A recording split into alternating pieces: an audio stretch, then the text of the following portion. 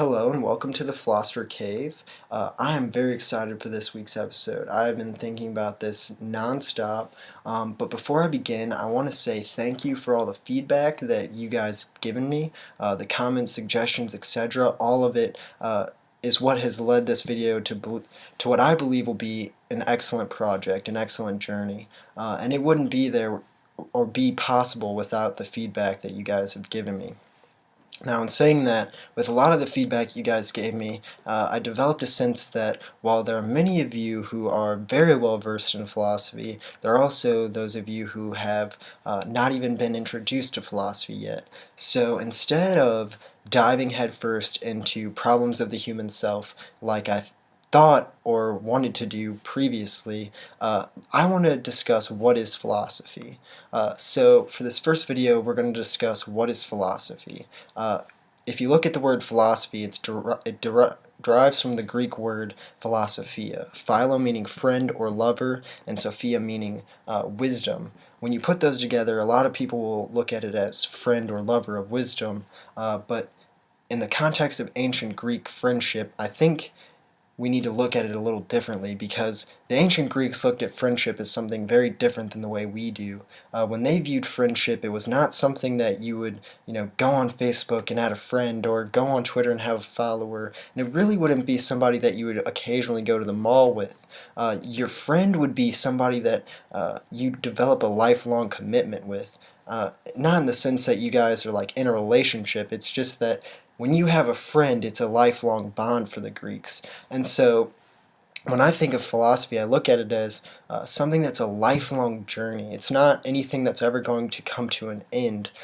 Even after, you think that you've come up with some great scheme that answers everything, there's always going to be some challenge to it.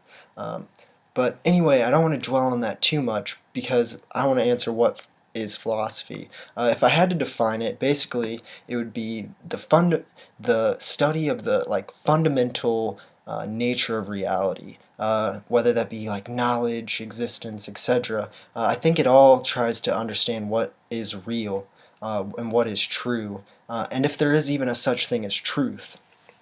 I look at philosophy is something that is an art and a science, but we will discuss that on a later video. Today, from this point on, let's look at how philosophy is kind of developed and what philosophers do.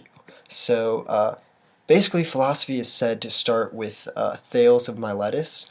He discussed, everything is water. Now, that's not going to be important, but I want to build into this idea of what is philosophy. So Aristotle says that Thales was the first philosopher, and if you look at why he is the first philosopher, it's because basically Thales sought to tried to put order to this universe and tried to distinguish what of the universe is real, what it is, and try to, I guess you could say order, but I think it's more that you need to say something along the lines of well defining it, better understanding it. Now, he's said to be like the start of the ancient period, and the ancient period moves through the fall of Rome, and so you have people like Socrates, Plato, and Aristotle that rise out of it, but you also have things like Zeno's paradoxes, which is actually very influential in modern day physics, as it puts motion into question. Now, without trying to get too deep into the philosophy here, you'll start to notice that philosophy kind of builds on itself, and in the same right, future philosophers are quite often influenced by not only the culture and context of their time, but the context and culture of the past too. So as you move into medieval philosophy, the medieval period, which is the period that follows the ancient period, most of the thought is centered around Christianity, and so as you're moving through the Dark Ages, which is in a period where there's a severe lack of writing, you'll start to see that most of the philosophy is focused on reconciling science with God. But modern science kind of gets its roots in reconciling with science and God, as Rene Descartes in the 17th century started, I guess you could call it skepticism, as he tried to deny all things that are deniable, I guess, and that basically he came to the conclusion that I think, therefore I am, because in everything that he doubted, he could not deny that he was denying. So he believed that the denier was, in some sense, grounds for him to believe that what would later become the mind-body problem in dualism. But we'll get into all of that later, and I don't want you to dwell on any of what I'm saying too much more than understanding what is philosophy. Now, a lot of people will say that modern, medieval, and ancient are like the three core periods, but I want to add contemporary because it captures like the 19th, 20th century, and the century we're in now, 21st. So basically, if you look at the change through these, a lot of the things that have a huge impact on thoughts at the time are, impacts of science, impacts of God, religion, etc. But none of those are what philosophy is seeking to study. Philosophy is trying to understand the nature, the core of reality. And so you have like five basic schools. You have logic, ethics, epistemology, metaphysics, and history of philosophy. I don't want to dwell on these too much, but I think a lot of people will probably challenge me on the idea of history of philosophy being a school of thought. But here's why I think history of philosophy is so important. As you delve into your philosophy career, you're going to be reading writings that are 2,500 years old, and you're going to be reading works that are maybe 5 years old. And so if you don't understand the context of the culture and the time period, I don't think you could ever hope to understand the context or meaning that the philosophy itself is supposed to hold that these writers are writing about. And so in saying that, let's move into what a philosopher does. A philosopher seeks to ask and answer questions about the universe. So you're going to ask questions, though, that aren't personal. It's not questions like, let's say, why does God not love me? It would be more concerned with, is God real? Or if he is real, and if he is real, can God love? So that's more of a metaphysical question, which is a school of philosophy, but I don't want us to dwell too much on these. So let's look at what an argument is. An argument is basically this. It's a set of propositions, statements, or sentences that lead to a final concluding sentence, proposition, or statement. Now, we're going to look at two different types of arguments, deductive and inductive. In a deductive argument, you lead from a premise or premises to a factual or justifiably true conclusion. And in an inductive argument, you lead from a premise or premises to a likely conclusion. And so when you're looking at arguments, you're going to try and determine if A, they're valid or invalid, or B, if they're sound or unsound, / cogent or uncogent, well, cogent or not cogent in the terms of inductive arguments. So let's look at that. Valid arguments are arguments where if the premises are true, the conclusion also has to be true. But if they're invalid, then the premises don't lead to the conclusion. Now, a valid argument might not necessarily be sound in the sense that it's correct. So basically, a sound argument is that it's a valid argument where the premises are true. So, when you look at a deductive argument, you want to try and determine A, is it valid, and B, is it sound. And when you look at an inductive argument, you also want to look at it if it's valid, but you want to decide if it's cogent. And by cogent, basically, you're trying to decide if the premises are strong enough that they lead to a justifiable conclusion so that they're cogent in the sense that they are very likely to happen. It seems very unlikely that it wouldn't be the case that that were to happen. Now, I want to move from arguments quickly to discuss what you can do with philosophy.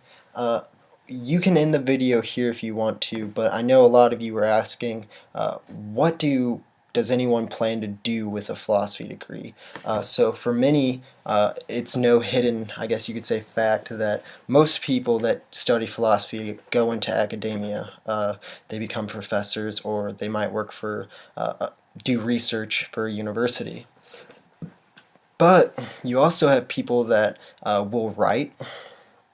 It's not likely that many people who go into philosophy will become, published or be able to live off of the, I guess, writings that they produce. But I guess there are some that do. Now, for those of us who aren't in the delivery department, working for Emos, Domino's, Papa John's, Pizza Hut, whatever pizza place you want to call it, if you're a philosopher, you'll get that. Then you might also be working at a hospital doing health ethics, trying to guide the hospital as to how they should, I guess, properly treat their clients, patients, whichever you want to call them. I mean, in a hospital, I guess, could be either or. And then a lot of people that study philosophy want to go into law. For myself personally, I think that the best step or the best thing philosophers have the opportunity to do is being an entrepreneur. Now, why philosophy to be an entrepreneur? Well, think about what you're learning in philosophy. You're learning how to rationally go about solving problems and understanding the universe. You're understanding yourself. You're understanding the world around you. So I feel like with being well versed in something that's all about wisdom, you're going to develop practical skills that allow you to administrate tasks or deal with certain things that are going to arise as you go forth and venture forth into whatever you want to be an entrepreneur for. I mean, obviously, if you're thinking about being an entrepreneur, it's going to be something in your interest or something that you think you can make money in. But at the very least, I think philosophers have a sense of creativity almost, because in philosophy you do have to be a pretty creative person to try and understand a lot of these abstract concepts. I mean, even in the most scientific person, when looking at philosophy, is still going to have to be able to conceptualize or view and understand the ideas that are being presented to them. So you're going to develop skills not only in developing yourself, but you're going to be able to develop skills that help you understand things about the world that I think most people would tend to overlook. And so for that, I want to give you guys a few text to look over whenever you have the opportunity. The first one is called The Problems of Philosophy by Bertrand Russell. He is one of my favorite philosophers. As we move forward, we're going to discuss about him, Ludwig Wittgenstein, German. I know it starts with a W, but you got to be conscientious of the W being V in German. Basically, I think that The Problems of Philosophy is one of the best starting points, and it's actually where I started, because Bertrand Russell is able to basically encapsulate what I think is one of the most important parts of philosophy, and that's understanding, the how our senses are not necessarily as perfect as we think they are, and he kind of puts into question this table, and I don't want to build on this too much, but basically it blew my mind. It changed my world. And if you read it, you're going to see that he was able to look at things metaphysically and understand the world in such a way that when I read Bertrand Russell, I kind of get the sense that I'm from another planet and I don't understand freaking anything. But that shortly goes away after few days of thinking about it and working through it. I mean, not even really a few days. I mean, when I first read the Problems of Philosophy by Bertrand Russell, I was really impressed by how he was able to describe a table. But anyway, if you read the book, I think you're going to have a really good brief introduction to, like it's called, the problems of philosophy and things that arise out of metaphysics and whatnot. Now, my next two books I know are going to be very controversial for those of you who think this is purely a mission about philosophy. Though this is really concerned with philosophy, I noticed that a big reason why a lot of people don't want to take a chance at philosophy is because of the fear of having to be a pizza boy and not being, or a teacher in order to make money, because it seems that there's no practical career that comes out of philosophy. But like I said, entrepreneurship is one of those I guess, ground points where I think philosophers have the best edge over anybody who's in like a focused scientific study. So I want to propose two books that might help in the sense of teaching you investment and business practice. And so the first one is called The Compassionate Samurai. This book is by Brian Clemmer, and it's incredible. It's not a philosophy book. I don't want anyone to think that. It's probably under the category of self-help, but I just absolutely hate the idea of a self-help book. But anyway, this is really good at helping you understand your place and your role in business. It does have a very Christian-oriented theme to it, and so it's not going to be for everybody. But I think if you read through it and if you give it a chance, it'll help you to understand how money works and how to use it. And my other one, I don't have the book with me, but it's Rich Dad, Poor Dad. The book is excellent. It basically is going to help you get motivated to invest if you are going to read the book. But also, I think that even though many people think the author is a crook, and like he doesn't have the wealth to back up what he talks about, I do think that a lot of the points that he has in there are strong enough that they're going to probably in some way help motivate you to want to better understand money. And in saying that, I will probably do a video where I discuss a lot of my own, I guess, thoughts on a lot of this stuff, but I don't want these videos to be about me. So as I end this, I want to remind you, please leave comments, be critical about these videos, and this video specifically right now. And please, if you guys have any suggestions, leave them. I know this video was really long. The other ones will not be this long, and if you made it to this point, I want to say thank you, and I'm excited to see where our journey leads, and hopefully we will be able to watch each other grow. I know that I'm speaking to a large crowd, but I do like to see how this is going to impact other people's lives in philosophy. So if you want to give me a personal story about you, feel free. I want this to be, I don't want to say intimate, but I want this to be kind of like an open forum where you guys have the ability to get to know me and me you guys. So I'm going to try and establish a new email address that you guys can send all your questions to.